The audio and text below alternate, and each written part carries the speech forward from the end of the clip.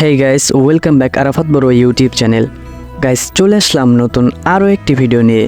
আজকের এই ভিডিওটি খুবই ইন্টারেস্টিং হতে চলেছে, সো সম্পূর্ণ ভিডিওটি দেখতে হবে এবং আপনি যদি এই চ্যানেলে নতুন হয়ে থাকেন অবশ্যই চ্যানেলটি সাবস্ক্রাইব করে রাখবেন। এই ভিডিওতে আলোচনা করব কিভাবে আপনারা প্লেয়ারের স্পিড বাড়াতে পারবেন।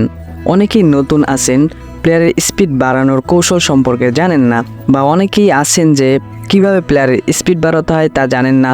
তো এখন এই ভিডিওর মাধ্যমে আপনি সেটা জানতে পারবেন। কথা না বাড়িয়ে চলুন মূল আলোচনা শুরু করা যাক। তো গাইস, এখানে দেখতে পাচ্ছেন অধিকাংশ প্লেয়ারের স্পিডই কিন্তু 100 রয়েছে এবং এসিসিও কিন্তু 100 রয়েছে। তো এখানে এমবাপ্পের কার্ডটা দেখতে পাচ্ছেন, এখানে এমবাপ্পের কিন্তু স্পিডও 100 রয়েছে, এডাবলসিও 100 রয়েছে এবং শুটও 100 রয়েছে। তো কিভাবে স্পিড বাড়াবেন এখন দুটি টিপস সম্পর্কে আলোচনা করব।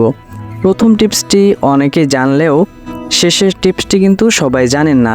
প্রথম টিপসটি হলো যে এখানে আমরা কোচিংয়ে আসলে এখানে অনেকগুলো কোচিং দেখতে পাবো। তো এখানে 3টি কোচিং রয়েছে, গোলকিপারের জন্য একটি আর প্লেয়ারের জন্য 2টি, ফিটনেস আর টেকনিক্যাল। তো স্পিড বাড়ানোর জন্য এবং এডাবলসি বাড়ানোর জন্য অবশ্যই আপনারা ফিটনেস কোচিংটি ব্যবহার করবেন। ফিটনেস কোচিংটি ব্যবহার করে যখন প্লেয়ারের স্পিড এবং এডাবলসি 100 হয়ে যাবে তখন আপনারা টেকনিক্যাল ব্যবহার করবেন, তাহলে দেখবেন যে আপনার ম্যাক্সটা কিন্তু অনেক সুন্দর হয়ে যাবে। এরপরে দ্বিতীয় টিপসটি হলো যে খেলার সময় আপনি কোনাকুনি দৌড়াবেন, কারণ কোনাকুনি দৌড়ের মাধ্যমে যে প্লেয়ারের যে স্পিড বাড়ে, সোজাসুজি দৌড়লে কিন্তু সেই স্পিড বাড়ে না।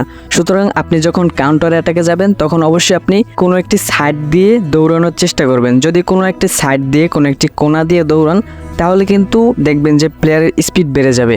আর প্লেয়ারের গতি বাড়ানোর জন্য অবশ্যই স্পিড অ্যান্ড এডাবলসি 100 থাকতে হবে। তো অবশ্যই সকলে মাস্ক করার সময় খেয়াল রাখবেন যেন স্পিড এবং এডাবলসি 100 থাকে। তো গাইস, এই ছিল ভিডিও। যদি ভিডিওটি ভালো লেগে থাকে তাহলে একটি লাইকের সাথে করতেই পারি, আর আপনার সুন্দর মতামতটি জানাতে ভুলবেন না।